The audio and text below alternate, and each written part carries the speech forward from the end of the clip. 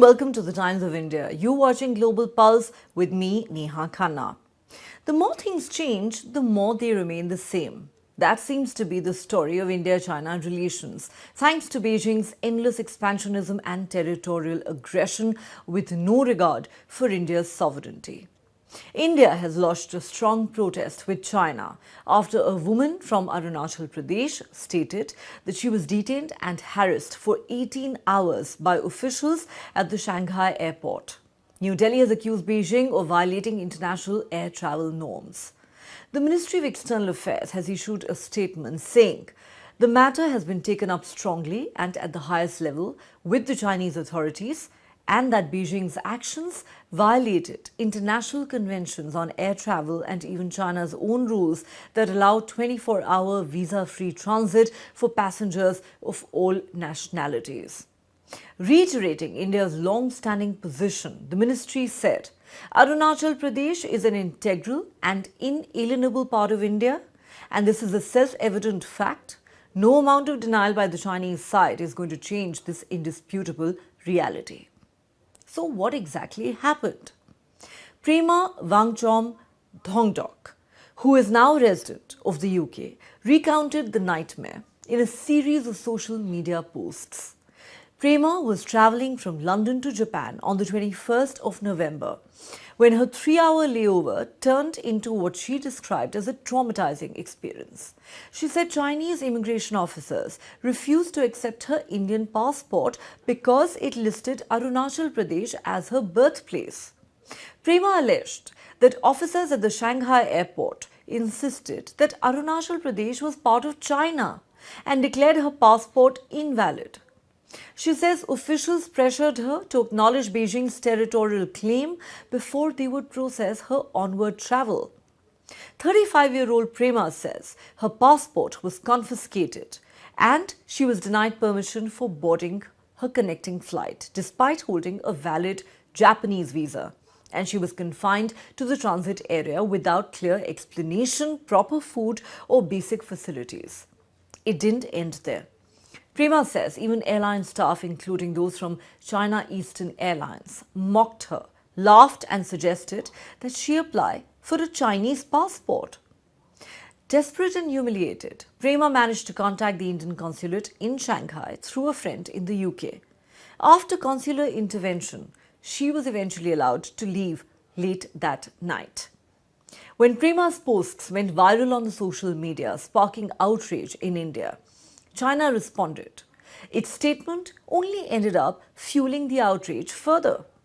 At a media briefing, Chinese Foreign Ministry spokesperson Mao Ning repeated that Arunachal Pradesh, which Beijing refers to as Jiangnan, is Chinese territory, an outrageous claim that India has always strongly rejected.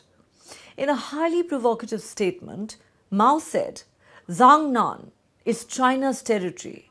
The Chinese side has never recognized the so-called Arunachal Pradesh illegally set up by India.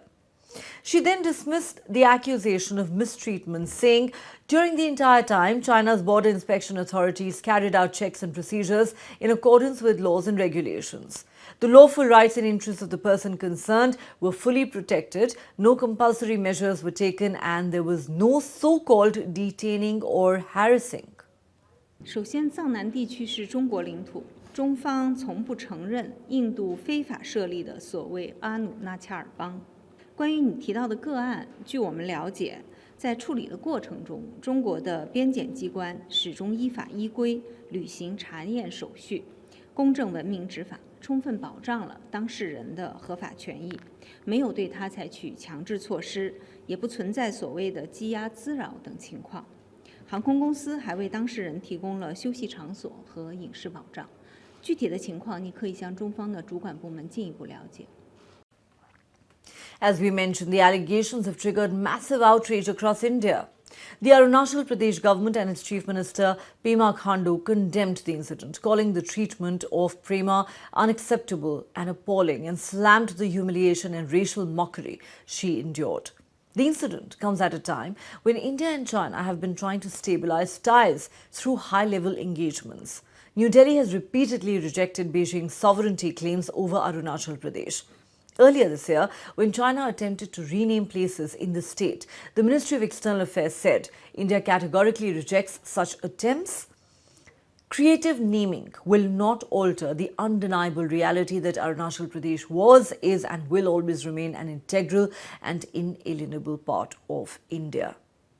This episode has resonated deeply across the country, not only because it involves mistreatment of an Indian citizen, but because it underscores how China's territorial claims over an Indian state continue to mar bilateral ties and at the same time impact lives.